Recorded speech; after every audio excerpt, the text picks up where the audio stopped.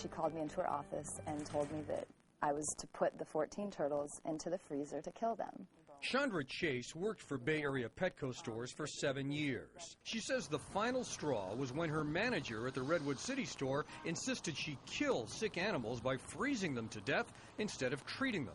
I was very upset. I said, they're cold-blooded reptiles. That would be the most cruel way to kill a cold-blooded reptile. That is absolutely unacceptable. Sally Stork is vice president for Petco's West Coast operations.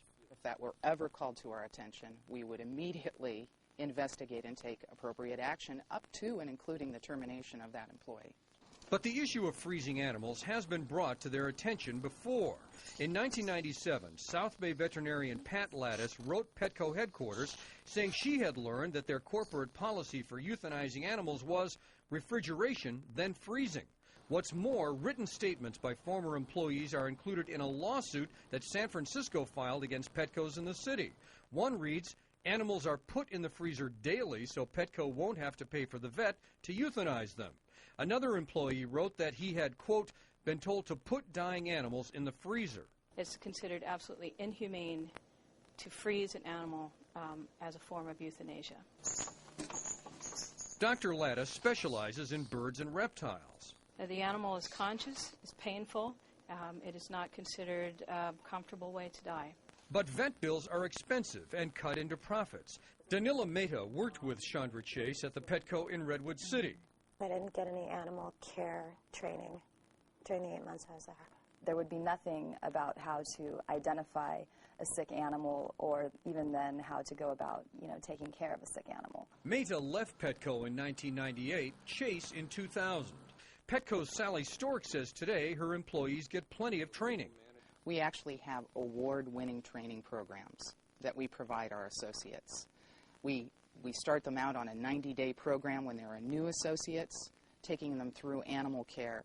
8-5 Investigates producer and photographer took hidden cameras into Petco stores to find out what kind of care that training meant for the animals. We visited 4 Petcos on the peninsula and in the South Bay at least 3 times.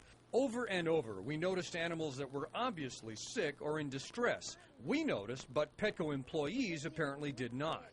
Like this tortoise at the Petco on Meridian Avenue in San Jose.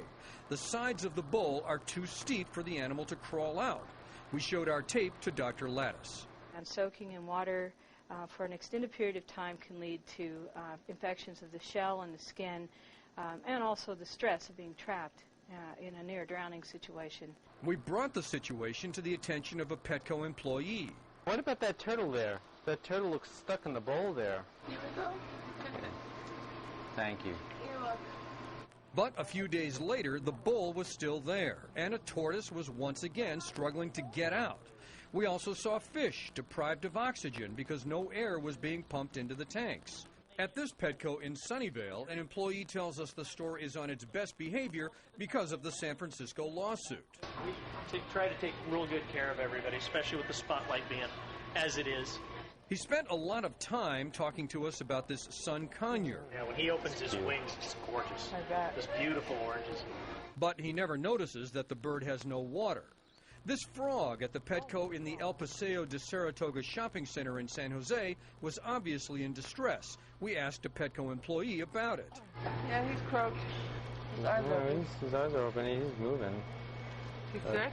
Yeah, he's real sick. I gotta find something. I don't know what to do with him. Okay, I thought he was dead. Hang on. Sorry, dude. Put you back. Let me get some water for you. Our reptile person didn't show up today, so none of the animals got done. That apparently means that none of the cages were cleaned and none of the animals were fed or watered. Some nice mud for you guys and play in that water. I don't know what to do with these guys. After she leaves, watch what happens. The frog flops back onto its back and is left on its own. We showed our video to a Petco team, including their veterinary consultant, Judy St. Ledger. Your point is, hey, you guys need to be policing these things. We are. But if something fails in the chain of command, we're happy to respond when you raise issues. You think you could have been doing a better job on some of this stuff? I think anyone who doesn't think they could do a better job is maybe kidding themselves.